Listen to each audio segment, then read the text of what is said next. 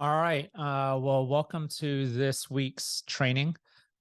This actually happened yesterday, which is Thursday at 2 p.m., like it always does on Zoom. Thank you to those of the that joined us. Of course, I was an idiot and forgot to hit record at the start. So I want to make sure to get this content up on the YouTube page and on our Facebook page.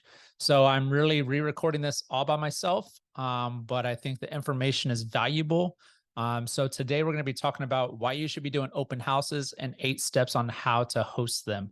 The podcast that came out this past Wednesday is entitled the same thing, but this is going to go a little bit deeper as I'm going to actually share my screen and show you exactly what that looks like and explain everything that we talked about on the podcast. So let's get started. The reason I think you should be doing open houses is, well, I'll get into that for a second, but my experience is that I went right into open houses when I started my business. I got my license on July 4th of 2019. And that Saturday, I hosted my first open house. I asked Mark Chambers to borrow his signs. I didn't even have my own. I'd been attending some trainings prior to getting my license. So I kind of knew that I could probably do this open house thing. The way that I looked at it was I was used to giving up a whole lot of time when I was teaching band, and we had like crazy long weekends, sometimes 24-hour days after a football game the day before. So I was like, if you're telling me I can build a business by showing up to a house and sitting there for 3 hours and talking to people, then and I can still have breakfast and lunch and dinner with my family, then I'm all about it, right? So it to me, it's not that much time. You carve out in your day. Maybe you do it every weekend. Maybe you do it every other weekend. I'm kind of a position now to where I do it every other weekend. Um, and when I first started in 2019, I jumped right out of the gate and I didn't really know what I was doing. I was learning. And then 2020, I did 6 open houses the first 6 weeks of 2020. And that really, honestly, I feel like propelled my business forward. In my first year of real estate, I met over 170 people I had never met before through open houses. And they're still in my database to this day. I've closed deals with them then and even all the way up into this past year. So it's one of the things that I like to do. I have a decent amount of experience in doing. So that's what we're going to be talking about today. I want you to think about this. Who walks through an open house? The people that walk into an open house are some of the hottest and warmest leads you're going to find anywhere, right? And you don't necessarily have to pay for them. You're technically paying for like your time, but hosting that, the people that are walking through are at least sort of thinking about buying or selling, probably within the next 3, 6, 9, maybe 12 months, right? So nobody walks through open house that doesn't even have like a small inkling of thinking about doing something. So you're meeting face to face, which is the most powerful conversation you can have. It's better than a phone call, cold call. It's better than a text message. It's better than an email. You are face to face with this person and you're picking up on a vibe of how you can help them, right? The story goes that this past Saturday, I hosted open house. One of the guys came in and I just started a conversation. He happened to be the next door neighbor.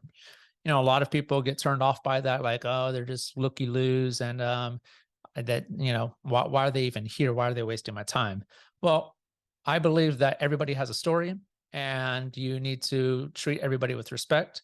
And come to find out, yes, this guy lives next door and he doesn't necessarily need to look for to buy a house, but he does have an investment property down in Monticello Park. And he asked me to go take a look at it, let him know what I think, give him some comps. So who knows, that could very well turn into a new listing, just for having a conversation with the neighbor that walked in through the door. So again, no other neighbors in the neighborhood came in, but this neighbor came in because there is some part of him that he's interested in doing a real estate deal, right? So hot, warm leads immediately that you're talking to face to face. The conversion ratio is also very powerful. 1 to 16. I got this out of Ninja Selling, and they probably got it from NAR. All right, but they say about 1 in 16 leads from an open house will convert into a closing. So I try to shoot for, if I meet 4 parties at an open house and I have good conversations with them and I take some good notes and follow up with them, I view that as a successful open house. There's some realtors out there and teams that go, no, you need to like 20 people coming in and out. The reason that I don't really care for that is because 20 people is way too many, and I can't talk and have a conversation with all 20. Very rarely. All right. So I would prefer to have 4 to 8, maybe up to 10. I mean, if 10 are coming through and I'm having great conversations with them, that's obviously phenomenal, but that's a busy open house. So what kind of deep level conversations are you having with them, and trying to figure out their pain points and their pleasure points so that you can help them in a real estate transaction coming up? So 1 in 16. So, if you did 1 month of open houses, 4 weeks, and you only met 4 leads per, that's 16 leads that you're getting. So hopefully if you're able to convert one of those, then you're doing about 1 a month if you stay committed to that. But let's say you don't have time for that. Let's just say that you do half of that. You do 4 leads every single open house. And honestly, right now, you're probably going to do more than that.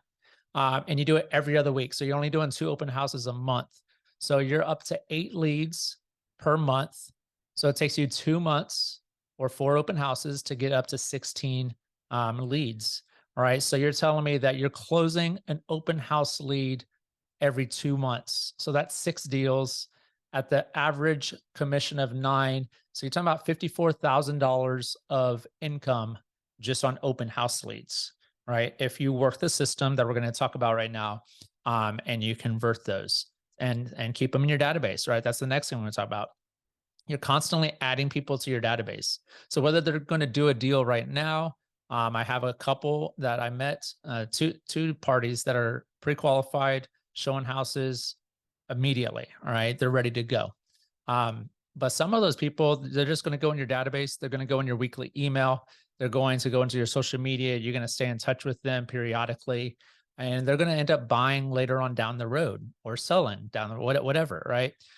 So the bigger your database grows, the more income you're going to produce.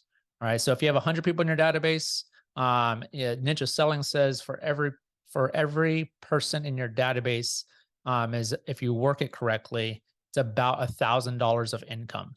So 100 is $100,000 of income. 200 is $200,000 of income. So you're trying to grow that database consistently, and this is a great way to do that. All right. It's also one of the fastest ways to a paycheck. So calling your sphere is awesome. We talk about that a lot.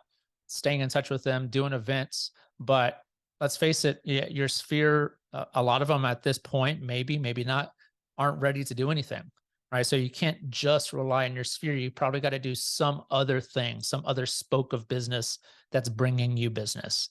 So I think open houses are powerful. Let me know what you think. Have you done them successfully? Do you like them? Do you hate them? I tend to like them.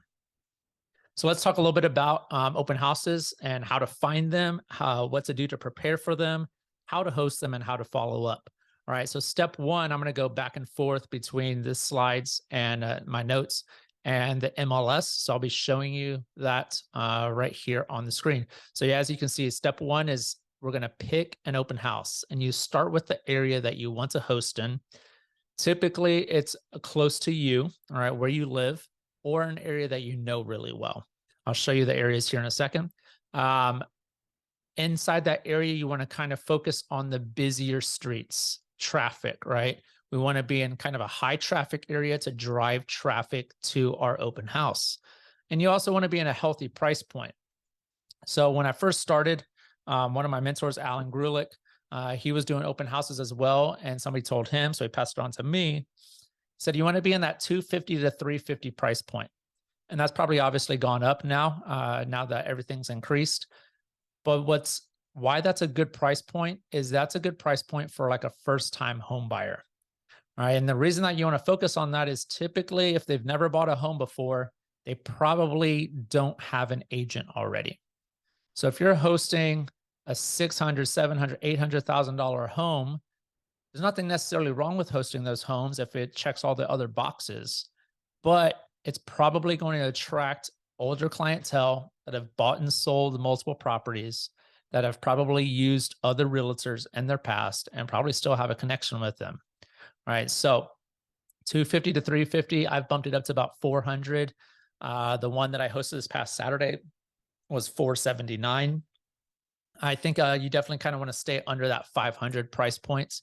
So yeah, and also if you go below 250, there's great houses in the 225s, great houses in all price ranges, right? But typically that attracts a clientele that can maybe afford that, but maybe their credit history isn't all that great. They might have trouble qualifying. All right. So this kind of hot zone of 250 to 400 is kind of the client that you want to try to handpick and cater to. All right. So what does that look like? Let's hop over to the MLS. So we're going to go searching. And I like to switch to only the new listings. When I was doing this like a year and a half ago, I had to kind of open it wide open to things that were active as well. But now that we have more inventory, we can just focus on the new listings. From here, I don't even worry about anything else. I just go straight to the map and I pick what area I want to go to. So I grew up in the 281-1604 area right over here. I went to MacArthur, so I know this area pretty darn well. My parents lived up here. I also had my first house up here, so I know this area pretty well. I currently live over here, so I'm getting more familiar with this area. And I taught over here at Churchill, so I know this area pretty darn well. I also lived for 3 years of my life downtown by the Pearl, so I was somewhat familiar with the area, the streets, the traffic, the houses, etc. So those for me are my prime zones that I feel comfortable with, that I'm cool with hosting an open house. You don't necessarily want to hear from a realtor and go, hey, I got this great new listing. Does anybody want to host my open house? And so many new realtors will go, yeah, I'll do it. I'll do it. And they won't even look at where it's at, what neighborhood it is. Is there a high traffic area that's going to drive traffic to your open house? Don't just jump to do an open house. Not all open houses are equal. All right. So for this demonstration, the reason I also like to pick something close to my house is because at 8 in the morning, around that time, I like to go put up my signs. All right. So that they're sitting there all day and people are seeing the signs as they drive past. They see that it's an open house, it's down this road, and what time it's going to be open from, 1 to 4 p.m. All right. So I go out to the open house, I put up my signs, I go home and chill, usually eat, hang out. Then I go back to my open house to host it, and then I go back home. All right. So that's 2 round trips that I don't really want to be driving all the way across town to do that and wasting all that gas and mileage on my car. Right. So like I said, when I was down here, I mainly focused here. This was kind of right in the middle, and I knew that area. And now that I'm up here, I've been, this past one, I focused on just this area. So we're going to focus on that area today. So I immediately just look at the count real quick. We got 24 houses to look at. Now let's go ahead and start looking at them. The first thing that I look at is the area. So I'm going to pull up the map. All right. Number 11, for whatever reason, is not where we want it to be. All right. But all of these other areas are in the zone that I want to be at. I click on the first MLS listing, and I don't care what it looks like. I don't care really the price point. I don't care how many days on the market it's been or any of this stuff. All I'm looking at is the map. I'm just focused on here, and I'm seeing, is this even something that I should consider? So I noticed that on the map, there's a bunch of white streets, and those are the neighborhood streets, right? And then there's the yellow streets, which are the high traffic areas, right? Two-way traffic here, pretty busy. If I can't tell exactly where that is, obviously you can zoom out and you go, oh, that's at Borgfeld and Canyon Golf. I know exactly where that's at, all right? It's just around the corner. So I also go, now that I know that's a pretty good traffic area, is it easy to get to in the neighborhood, right? So you turn into the neighborhood and you have one turn immediately, and you have a second turn immediately, and you're at the house. So to me, this checks my box of great location, easy to get to, all right, on a busy street. So I would definitely consider this one. From that point, I kind of quickly look through the pictures, all right, and I'm not studying them. I'm just going, okay, it doesn't have updated countertops. It's a little bit older, all right. There's nothing bad about this house necessarily, but there's nothing that's like, oh wow, that's a really attractive house. I wanna jump all over that one, right? But it's a good looking house. It definitely checks the location, and this is definitely a possibility. So all I do is go over here and check it off. All right, I'm creating my new list. So then I just click next and I look at the next one. And I'm looking at the map, and this, no matter how pretty the house is, no matter all the features that are amazing, I personally would never host this open house, even if somebody asked me to. I take that back. If it was my listing, I may host the open house. All right, I probably would, just to show that my seller that, hey, look, I'm hosting open house. I'm putting in some work for you. But if you're just doing solely to find buyers and to meet buyers, I would not recommend you hosting this open house, because you notice that this street does not connect. So there's no entrance or exit over here. And the only entrance exit is off of Knights Crossing and Hardy Oak. But you look at how many turns you have to do to get to the back of the neighborhood to this open house. There's no way you're going to be driving a lot of traffic to this open house. No way. Doesn't matter what you advertise online. It doesn't matter what you do, balloons on the road. Like this, it's just not easy to get to. So that's one of the big criteria. So I'm not even going to look at the pictures. I'm not going to look at the days on market or who the heck listed it. Doesn't matter. All right. This is a no for me. So I don't check the box and I just move on to the next. All right. And then I look at the map on this one and I go, okay, Evans Road. Yeah, that's pretty popular. Where on Evans is it? Okay, it's Evans and Stone Oak between 281. There's plenty of traffic going in and out of this stretch of Evans Road. All right. And we look at here, there's two entrances to the neighborhood. And this is probably the closest one to the house. So we go, they turn into the neighborhood and they immediately take a left and immediately take a right, and they're at the house. Definitely checks off the box for location, right? So this is good. You know, sometimes I look, okay, I know it's new. Obviously, if it says here, like they haven't updated this, but I was looking at this one last week and it said it was an open house. So it's not a possibility, like it's already booked, right? But if it didn't, I would go ahead and say, yeah, this one is definitely a possibility. Let me put it on my list. Move on to the next one. And you want to make a list of probably like 3 to 5 that are like, that you feel good about location. So this is a no, right? You can see that it's buried in the back of a neighborhood, not the easiest to get to. This one is a new build, it says. So I typically, you can kind of tell by the pictures usually. And I think, yeah, it looks like a new build. So I stay away from new builds. I don't host those. It says new right here, so we're going to skip that one. Here's one that is pretty new to the market. Canyon Golf, Overlook Parkway. A lot of people go in and out of here to get to 281. Why do I know that? Because I live in the area, so I know the traffic patterns. I also know that, look, it's right here, a quick turn left and a quick turn right, and you're at the house. So this checks the box for sure. All right. It looks pretty. Does anything catch my eye? Ooh, nice floors. This looks nice. You know, nice countertops. Yeah, looking good. This will show well. All right. Good size lot, etc. So that is definitely a maybe. All right. We move on to the next. This one, doesn't matter how beautiful it is or the price.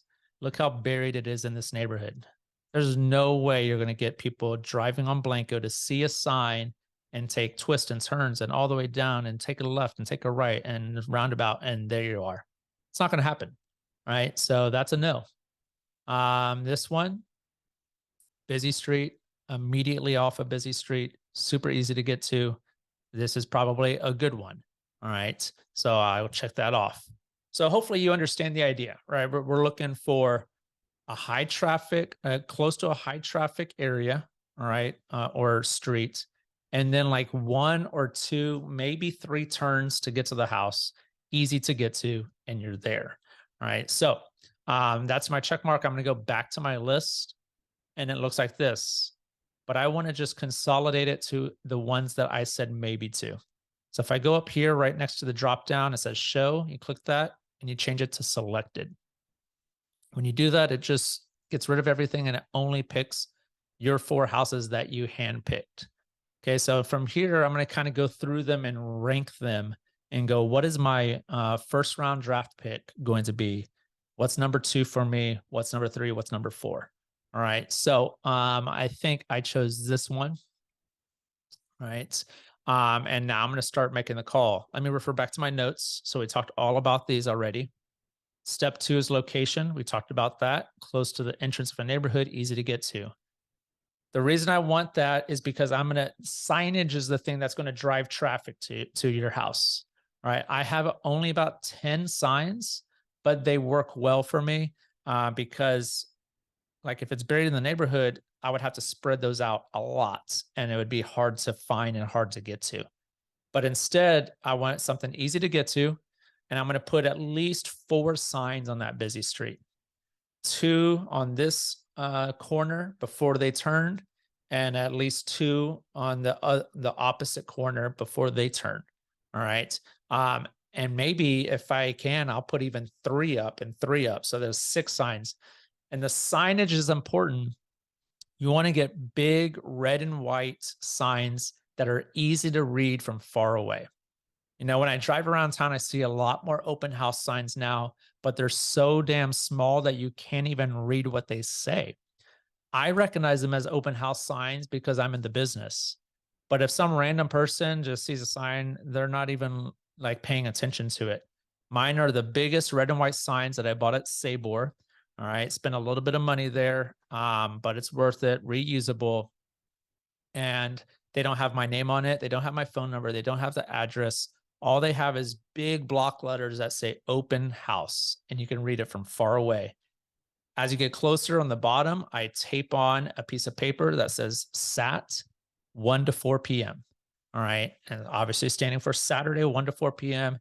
And the sign is shaped in an arrow. So it's saying this way is the open house from Saturday, 1 to 4. That's all they need to know. They don't need to know your phone number. They don't need to know the address you're hosting it. They don't need to know anything else. They just need to go turn here, and you're there. All right. So signage matters. Make sure you're thinking about that. Looking at the location, do not do something in the back of the neighborhood. Step 3, it's to make the call. All right. Make a list of 3 to 5 maybes that you would be willing to host and then start dialing. All right. So here I go. This is my number 1. Come down here and find the agent and find his phone number. All right. So I kind of compare. This one is a little, it says it's his direct line. So I'll just call this number and I kind of compare it to this number. It looks like this is the Heritage number and that's probably his direct, the 713. So this is how the script goes. It's pretty straightforward. You can make a version of this, but just get straight to the point. It goes something like this. Hey, is this Rami? Hey, man, this is Tony Ruiz with eXp Realty. I was looking at your listing at Morning Spring, and I was interested in hosting an open house on Saturday from 1 to 4 p.m. Would you and your clients be interested in that or open to that? And then you shut up and let him respond. All right. He will either say, yeah, man, that sounds great. You know, it's vacant. Go right ahead. Cool. All right. It's booked. Yeah, and one and done. Or he'll say, no, man, I got somebody from the office covering it. Okay, cool. No problem. Best of luck. Have a good one. You know, and you move on to the next. Sometimes they'll say, you know what, I got to check with my client. Let me get back to you. And then you just make a note to kind of follow up with them a little bit later and see if, you know, you got the yay or nay. But it's a really simple phone call. What's the worst thing that they're going to say to you? No, man, we're good. It's not offensive. It's not ugly. That's pretty much the worst thing that's going to happen. Let's say Rami says, nah, man, we have a massive office here of agents that are hungry and we already got it set up. Okay, cool, man. No worries. Have a good one. All right. And then I go to the number 2 on my list. Let's say La Pena was number 2. I'm going to repeat that same thing. I'm going to come down here, Mercedes. I'm going to give her a call. All right. We have a direct line right here, it looks like. I just look for any other numbers that might be in the agent remarks. And I go in here, ring, ring. Hey, is this Mercedes? Hey, this is Tony Ruiz with eXp Realty. How are you doing today? Great. Hey, I'm looking at your listing at La Pena. It's a great looking property. I'm interested in hosting an open house on Saturday from 1 to 4. Would you and your clients be open to that? And you shut up and let her speak, right? And she'll tell you yay or nay or what the next step is. And it's super easy. Let's say she says, yes, sounds great.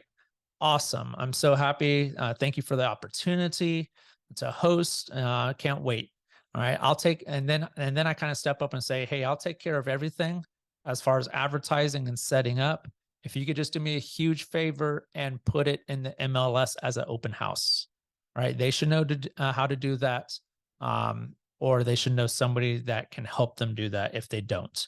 All right. So that's super important because that will auto-populate to Zillow and tell the people that are looking online where the open house is, right? So that's how that goes. Real simple. The other day I had 3 strikeouts before I landed one, but I'm convinced that you will have to, you only would have to take like 5 calls at that, and surely one of them will pick up and allow you to host, right? So get out there. If you really want it, you'll keep calling until you get a yes. Be determined to secure the open house. Step 4, let's talk about that. So you got the house secured, you're excited, let's prep, right? So in the prepping situation, I go to, and I'm sure you have this at your brokerage as well. Let me see if I could move this. But inside our enterprise, if it opens up, yep, here we go. I'll show you real quick. Pretty sure every brokerage has something like this, but we have a marketing center inside of here, and we can just type in the MLS number. All right, here's our marketing materials. Just give me a minute as we get signed in.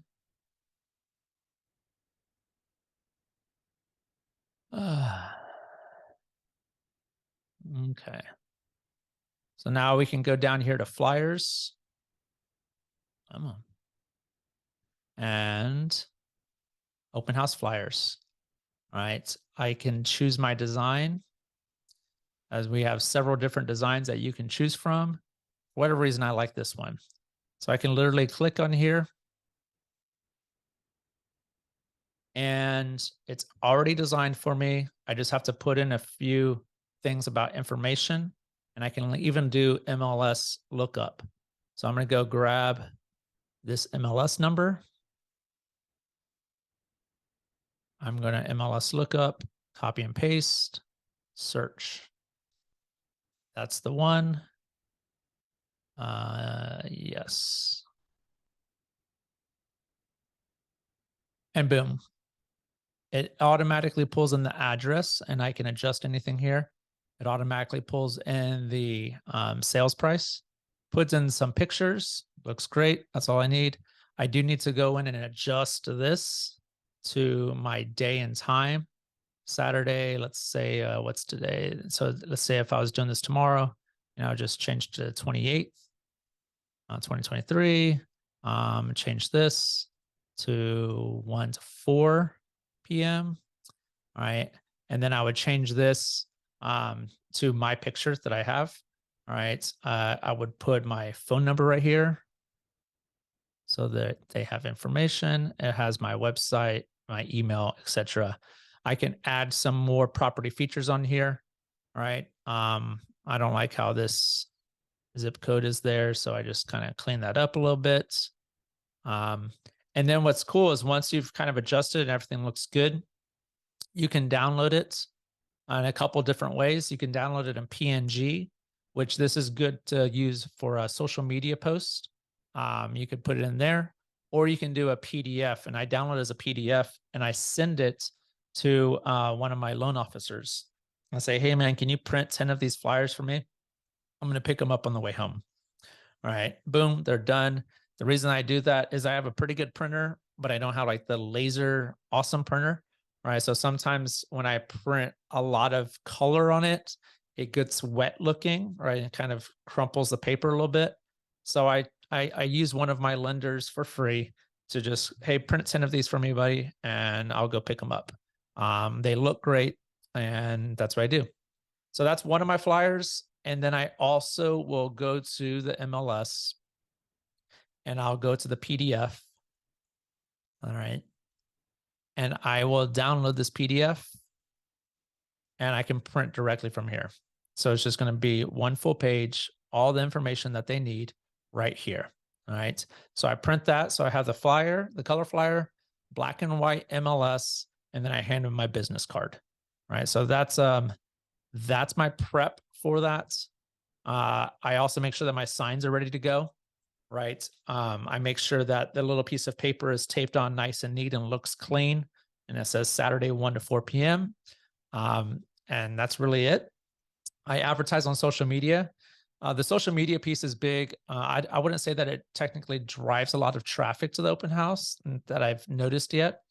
But what it does is it tells my people that I'm doing an open house and that I'm taking action and like working on my business. Right. So that creates intrigue and interest. And like they go, man, this guy's really working it. This guy's hustling. And when you put that kind of energy out in the universe, it rewards you. Right. So that's been I highly recommend that. I do not pay for advertisements on here. Again, my whole thing is easy access, easy to get to, and directional signs. I ask the agent to make sure that it's in the MLS as an open house. All right. And you can go door knocking, drop off those flyers, print off more if you want. You could do that the day before, invite the neighbors, or the day of. I don't do a whole lot of that, but I do have a story of one of my open houses. I put up my signs and I pulled up to the open house and all of my signs were gone. And I was like, what the hell? But I think the sheriffs, I guess, picked them up. Anyways, I was like, well, I better go knock on some doors and see if anybody knows about this open house and invite them to it. So sure enough, I went around, only a few houses that knocked on. Some people didn't answer. Some people were not interested. But one guy was working in his garage. I started a conversation and he's like, hey, can you help me find a rental property? I said, sure. Yeah, I could do that. Let me get you information. I sent him up in a rental 2 weeks later, and he wants to buy a house at the end of his lease. So all of that just from turning a negative situation into making the most of it and doing a little door knocking and walking the neighborhood a little bit before the open house led to a rental lead, and will end up being a buyer lead here in the near future. So definitely works, definitely helps. Day of, we put up the signs around 8 a.m., arrive on time or early. The first thing I like to do is like turn on all the lights, go throughout the entire house, turn on lights, maybe turn on ceiling fans if it's a warm day, adjust the temperature of the thermostat, make sure it's comfortable. I like to also leave the front door open because it's just more welcoming. And make sure that your setup looks good. So I have my computer kind of in the kitchen. I'm looking at stuff. I have my iPad that I have a hotspot on so that I can get them to sign in on the iPad. I'll briefly talk about that. When I first started, I had them signing in pen and paper. And what I quickly noticed is everybody's handwriting is terrible, including mine. And it was really difficult to read phone numbers, email addresses, and names. So having them type in either on your computer or an iPad really helps with that. So you get clarity of the information. And then I also like to play some background music. So either I'll pull it up on my computer or I'll pull it up just right on my phone, all right, Spotify, and I'll go to search and I'll play a little bit of that for you. Type in open house, and there's several of them. It's open house real estate. I put on shuffle and I hit play. All right. And what I've noticed is most of these have pretty good playlists. All right. They're appropriate, nothing vulgar, but it's just background music. So it's not like just quiet and dead in the space. I don't blast it. It just kind of sits by the sign in, and I, kind of turn it down. If I'm having a conversation and it's kind of getting in the way, I just turn it down a little bit. All right. If people are out and about, I might turn it up a little bit. Just kind of creates a mood and a vibe that's better than no talking, no sound, silence. Right. So a mood setter definitely helps. Step 6, the interaction is obviously the most important. You set up, you did all the right things. Hopefully, it's driving traffic in. Now it's time for you to put on your A game and get these people on board, and at least get some information from them. So you want to greet them at the door. What I do is, as I see them getting out of the car, walking up, I grab the 2 flyers and my business card, and I greet them at the door as they're walking in. I'm like, and I give them my name, and they will naturally give you their name, right? So instead of saying, "Hey, what's your name?" You just say, "Hey, welcome in. My name is Tony." And then all of a sudden they say, "Hey, I'm Bob, and this is my wife Sue." "Oh, hey, nice to meet y'all. Great." And then the conversation has started, and it just kind of goes back and forth. "Awesome. What brings you in today? Are y'all currently renting, or are you looking to make a move?" That's a good one because you kind of want to know where they're coming from, right? Do they need to sell a house and they're interested in moving over here to a new location? Are they renting? Where are they at in the process? So these kind of questions lead to the next questions. So as you're asking these questions, you're listening for pain points, pleasure points, details, and you're taking mental notes. All right. I like to tell them a little bit about the house and invite them to look around. I'm not going to stalk them and be right behind them. I'm going to tell them, "Hey, this house is about 4,000 square feet, just under. It's a 5-bed, 3.5 bath. There's 3 private balconies in the backyard. There's 2 masters, one up, one down." Right. The general information. It's one of the larger houses in the entire neighborhood. Take a look around and let me know what you think. "Okay, great. Thank you."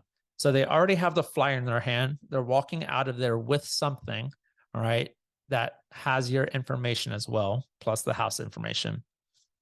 And then kind of let them look around. You listen in to see if they have any questions. And if they're just kind of walking around, I'll ask them, like, what do y'all think? What do you like? What do you not like? And you're listening for that as you're kind of taking notes so that you can help them find another house that might fit what they're looking for even better. I would tell them like, "Oh yeah, there's like 6 other houses in the area that are in the same price point.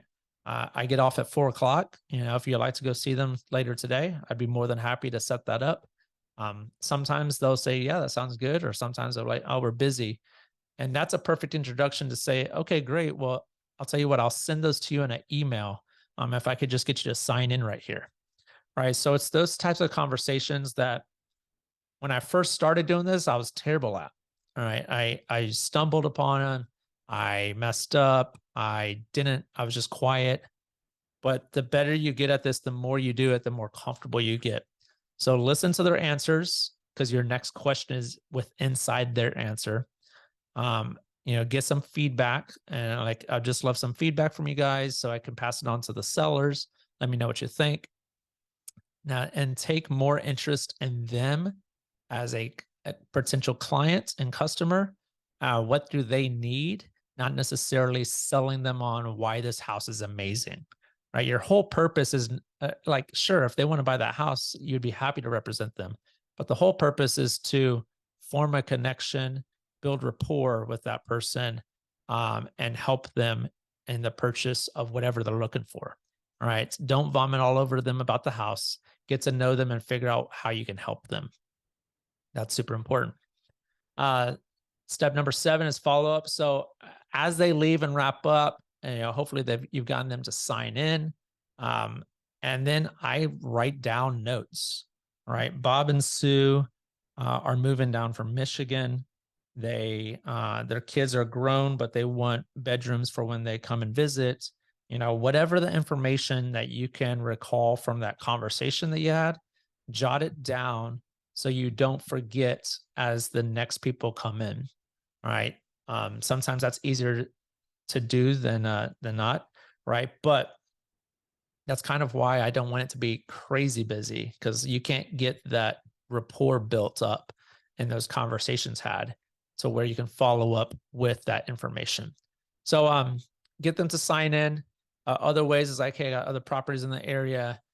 Hey, we're doing a giveaway, the Starbucks gift card. You'll be entered in the drawing. All right. I usually have a little prop of a Starbucks gift card there. And 9 times out of 10, if they think they could win something, they're going to give you the right information instead of just giving you a fake number. All right. So jot down notes.